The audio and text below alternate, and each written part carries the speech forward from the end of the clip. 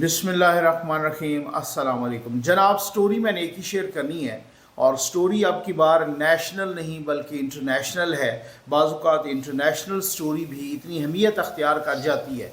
Iran ने ऐलान किया है कि वो इसराइल पर हमला करने लगा है। अमेरिका इसराइल चौकन्ना हो गए हैं। इसराइल से बहुत सारे यूरोपीय ममालिक ने अपनी परवाज़ों का रूट्स तब्दील कर दिया है। बहुत सारे और भी ऐसे अवामिर हुए हैं। अमेरिका ने ख़बरदार किया है, ईरान ने अमेरिका को ख़त लिखा। ये सब कुछ क्या हो रहा है? बहुत ही एक GPS सिस्टम इसराइल के अंदर बंद हो गया है। अमेरिका, बरतानिया, यूरोप के बहुत सारे ममालिक ने इसराइल में अपने सफारत खानों को अलर्ट जारी कर दिया है। ये बहुत ही इम्पॉर्टेंट डेवलपमेंट है। मिलियन डॉलर सवाल ये है कि क्या ईरान ऐसे भड़के मार रहा है या अब की बार वो वाकई हमला करने लगा है? बहुत ही इंटरनेशनल जरीदों ने बहुत तफसील के साथ लिखा है। ये बहुत इम्पॉर्टेंट डेवलपमेंट है, बहुत ही अहम डेवलपमेंट है। इस पे बात करेंगे और इसके हर पहलू पे तफसील से बात करेंगे, साथ तबसरा भी करेंगे। जल्दी से आप चैनल सब्सक्राइब कीजिए, जहां घंटी का निशान बना हुआ है उसे प्रेस कीजिए ताकि हर नई आने वाली वीडियो आप तक पहुंचती रहे। अल्हम्दुलिल्लाह हमारे वाटर प्रोजेक्ट्स दोबारा शुरू हो चुके हैं, मसाजिद में लग रहे हैं। गर्मी शदीद हो गई है और अब के बार गर्मी बहुत पड़ेगी और बढ़ रही है और इसमें पानी की ज़रूरत बहुत ज़्यादा होती है, मीठे पानी की, ठंडे पानी की। और ये मसाजिद में लगने का सिलसिला जारी और सारी रहेगा और आपके साथ शेयर भी करते रहेंगे। और हमारे व्हील चेयर प्रोजेक्ट्स, हमारा सिलाई मशीन प्रोजेक्ट वो भी साथ जारी है। अब असल में मसला ये हुआ कि काफ़ी टाइम से अमेरिका और इसराइल ईरान को हिट कर रहे हैं। उसकी कुछ वजूहात हैं। क्यों हिट कर रहे हैं? उसकी बहुत सारी वजूहात हैं। ईरान, हिजबुल्लाह ईरान की प्रॉक्सी है। इसी तरह से हौसी बागी वो ईरान के प्रॉक्सी हैं।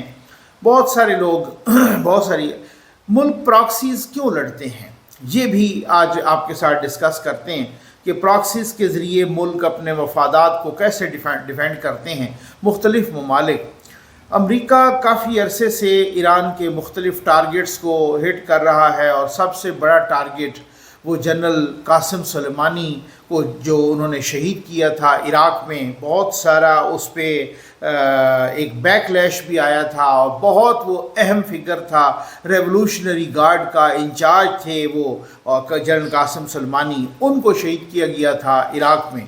उसके बाद भी और बहुत सारे बंदे मारे हैं ईरान के, इसराइल ने, अमेरिका ने, शाम में, दमिश्क में, इसी तरह से इराक़ में बहुत सारे लोग। कुछ की तो रिपोर्ट भी नहीं होती और कुछ बहुत ही अहम फिगर होते हैं तो वो फिर, लेकिन उसके बाद बस वो कुछ प्रॉक्सीज़ के ज़रिए कुछ ऐसे ही नॉमिनल बराए नाम अटैक करना वगैरह ठीक हो गया ना। कोई इतना कोई बड़ा अटैक ख़ास नहीं हुआ, ना इसराइल पे ना अमेरिका के मफादात पे। मतलब अमेरिका के मफादात से मुराद ये है कि यहाँ मिडल ईस्ट में, इराक़ में, शाम में, इसराइल में, इवन और कंट्रीज़ में अमेरिका के अड्डे हैं, असासे हैं, फ़ौजी हैं, मौजूद हैं। तो वो उन पे भी कोई ख़ास अटैक, उस तरह से बड़ा अटैक नहीं हुआ।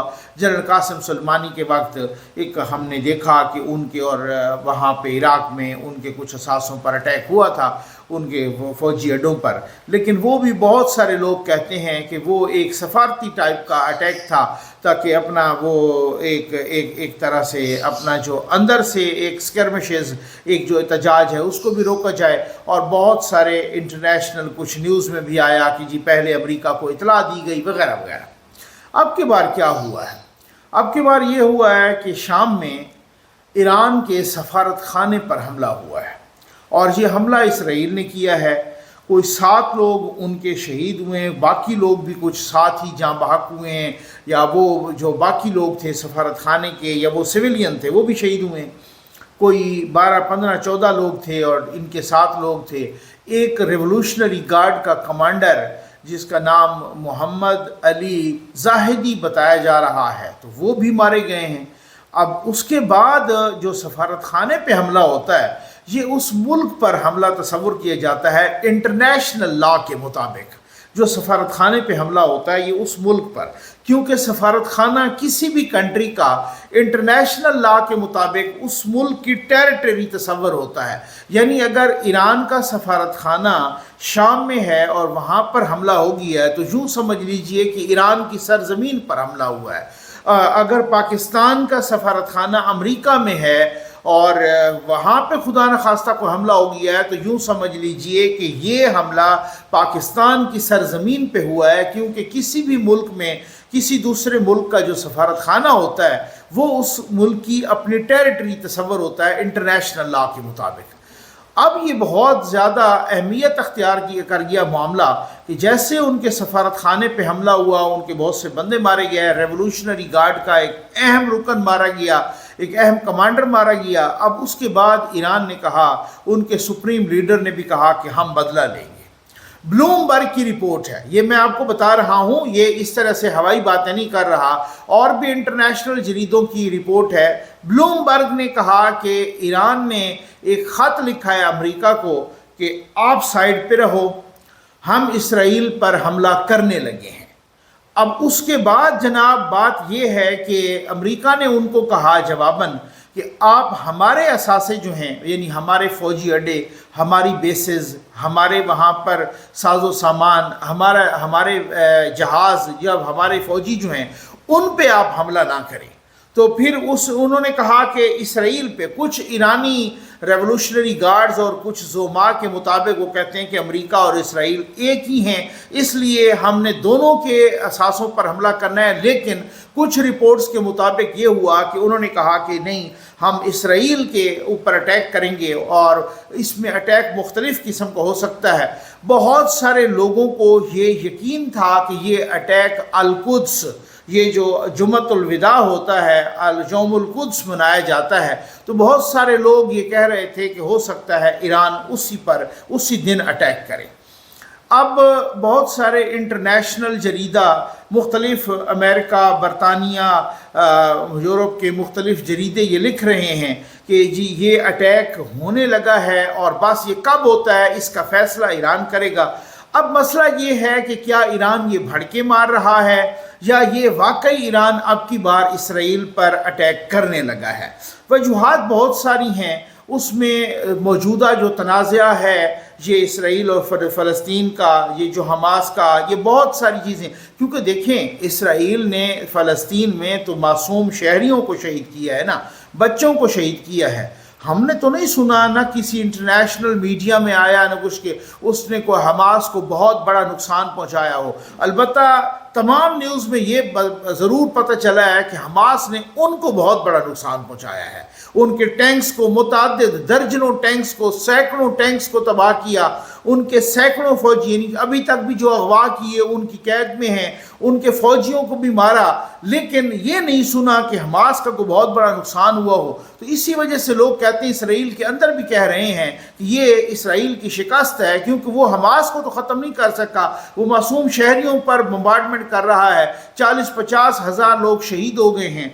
अब जो हमास के अंदर लोग हैं वो भी बबांगे दोहल कह रहे हैं कि हमारी हिमायत और हमारी हर तरह का तामुन, हर तरह की मदद ईरान कर रहा है। ये मैं नहीं कह रहा, ये खुद हमास के लीडरान जो हैं उनके अपने स्टेटमेंट्स हैं। सबसे बड़ा स्टेटमेंट ये इसराइल के वज़ीर आज़म नेतन्याहू का है। ये स्टेटमेंट मैं आपको सुनवाता हूँ। नेतन्याहू क्या कह रहा है कि अगर ईरान हमास को या जिहाद इस्लामी को यहाँ फ़लस्तीन में हिमायत ना करे, इनको हम 2 दिन के अंदर ख़त्म कर देंगे। ये इतना इम्पॉर्टेंट स्टेटमेंट है, ये ज़रा सुन लीजिए, ये सुनिएगा। We are engaged with Hamas and Islamic Jihad, but the support for Hamas and Islamic Jihad comes from Iran. If you take away Iranian support, both of them would collapse in 2 weeks. Both of them would collapse in 2 weeks. हमें सामना है Hamas का और Islamic जिहाद का, और इन दोनों को सपोर्ट कर रहा है ईरान। अगर ईरान अपनी सपोर्ट वापस ले ले तो हम इन्हें 2 दिन के अंदर ख़त्म कर देंगे। ये नेतन्याहू था, ठीक हो गया, या 2 दिन के अंदर या 2 हफ्तों के अंदर ख़त्म कर देंगे, ठीक है ना। ये नेतन्याहू, ये इसराइल का वज़ीर आज़म था।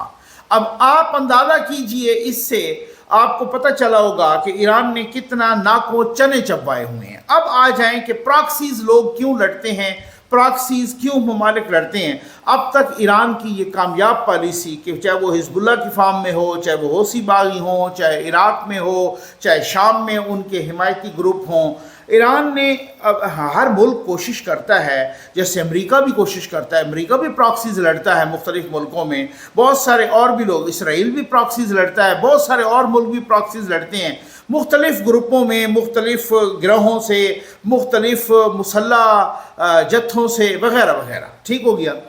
تو اسی طریقے سے ایران بھی، اور ایران نے انتہائی کامیابی کے ساتھ یہ جو پوری کی پوری جنگ ہے اپنے خلاف امریکہ کی یا اسرائیل کی، وہ اپنی سرحدوں سے باہر رکھی، ٹھیک۔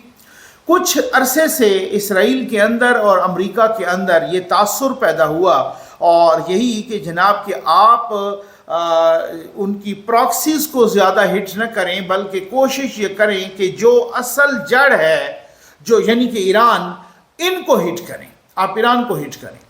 اب میں سمجھتا ہوں کہ پچھلے 4-5 سالوں سے وہ بار بار اس کو انسٹیگیٹ کر رہے ہیں، آپ اس کو جو ہے نا بار بار ایک اکسا رہے ہیں، آپ وہ بار بار اس کو ایک مچھرا رہے ہیں، یوں سمجھیے، کبھی کسی پہ اٹیک کر کے تو کبھی کسی پہ اٹیک کر کے۔ الٹیمیٹلی اسرائیل نے ایران کے سفارت خانے پر اٹیک کیا، حالانکہ انٹرنیشنل لا کے مطابق، اقوام متحدہ کے قوانین کے مطابق آپ سفارت خانے پہ حملہ نہیں کر سکتے۔ جنگوں کے دوران بھی سفارت خانے پہ حملے نہیں ہوتے، بلکہ جنگوں کے دوران بھی سفارت خانوں کو ایک طرح کی وارننگ ایشو کی جاتی ہے، اور سفارت خانوں پر اگر جنگوں کے دوران بھی حملہ ہو جائے، وہاں پہ بہت بڑی ایک مصیبت کھڑی ہو جاتی ہے، تو وہاں پر بھی انٹرنیشنل لا میں اور بہت ایک بیک لیش آتا ہے۔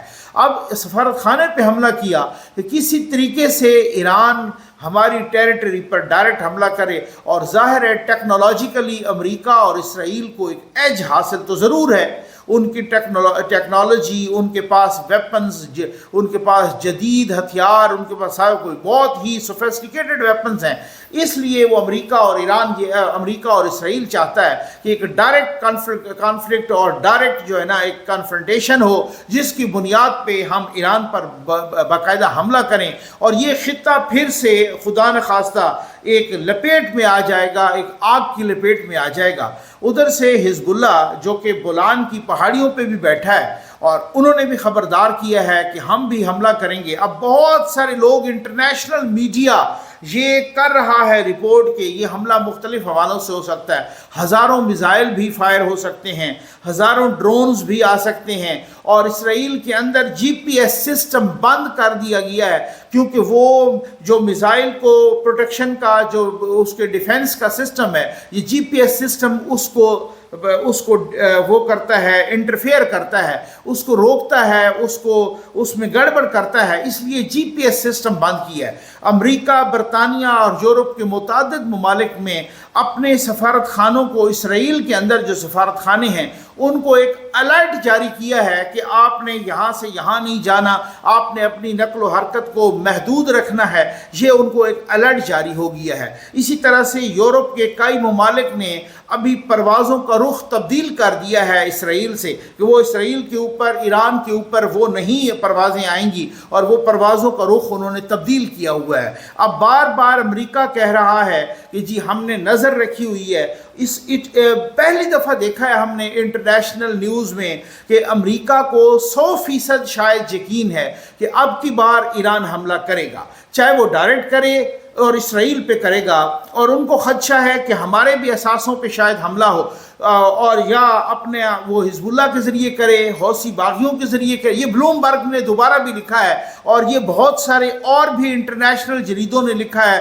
جس میں نیو یارک ٹائم، جس میں گارڈین، جس میں بہت سارے، اب مطلب جس کا نام نے BBC، سب نے یہ لکھا ہے کہ جی اب کی بار ایران حملہ کرے۔ اس کی وجہ یہ ہے کہ ڈیٹرنس، وہ کہتے ہیں کہ اگر یہ حملہ نہیں کرتا تو پھر اس کو خفت کا سامنا ہوگا۔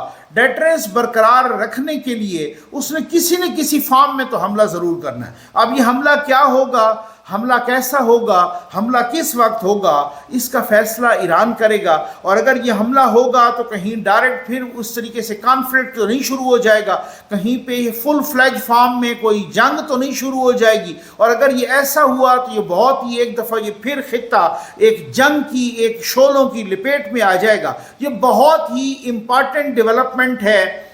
ہم تو یہی دعا کرتے ہیں اللہ کرے کہ امن رہے، لیکن جو یہ ساری صورتحال اور یہ ساری پکچر میں نے آپ کو بتائی ہے، یہی ہے کہ اب ایران وہ کوشش کی جا رہی ہے اسرائیل اور امریکہ کی طرف سے کہ اب ایران اپنی سرحدوں کے اندر تک جنگ لے جانے میں اس کو ہم کامیاب ہو جائیں۔ اور ایک اب دیکھتے ہیں کہ ایران کی پالیسی کیا ہوتی ہے، کیونکہ وہ حملہ اس نے ضرور کرنا ہے چاہے اس کی فارم کوئی بھی ہو۔ اب اس کی وجہ یہ ہے کہ اب اسرائیل کو بھی کنفرم ہے، اب پہلی دفعہ امریکہ کو بھی کنفرم ہے، مغربی ممالک کو بھی کنفرم ہے کہ یہ جواب تو ضرور آئے گا۔ اب البتہ وہ اس چیز کی ٹوہ میں ہیں کہ جواب کیسا ہوگا اور یہ کب ہوگا۔ امید ہے آپ کو ویڈیو پسند آئی ہوگی۔ آپ کا بہت بہت شکریہ۔